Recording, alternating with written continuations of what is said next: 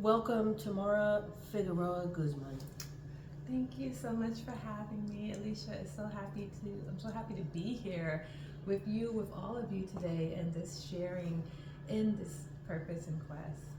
Thank you. So I know that you've done a lot and you've been through a lot. Yes. Can you tell our audience a little bit about your journey and how you became the wonderful person, leader, and speaker that you are today? Thank you.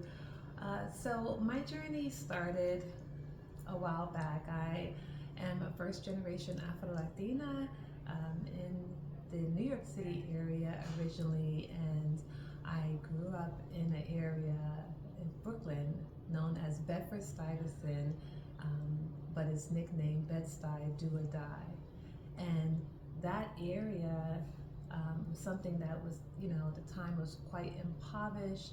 There was a lot of characters and elements, and it was almost at some point considered a forgotten borough. There was an expectation for people who came out of there to really rise and to really, step up in life.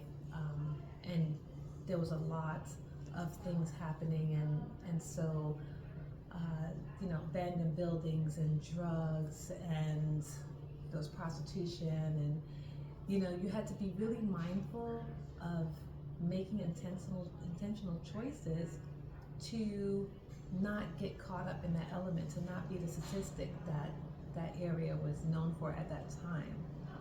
And so I made a choice from very young on that wasn't going to be my outcome, and I wanted to live, and I said I will not die. I live in Bed-Stuy Do or Die, and I will not die. And I had a few key people in my life. I had a principal.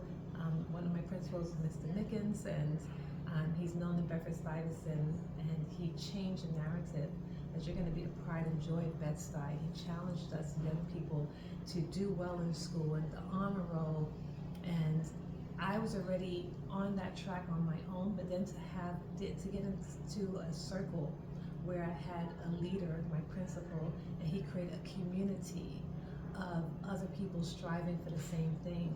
And little by little, we made a difference in that community. And now Bedford-Stuyvesant, formerly known as Bed-Stuy Do or Die, has so many amazing musicians and athletes and influencers in life and politics and all of that just come through. And I made a choice that I was going to live and not die, and that changed my mindset and had me take steps that changed the trajectory of my life. Listening to your story, I'm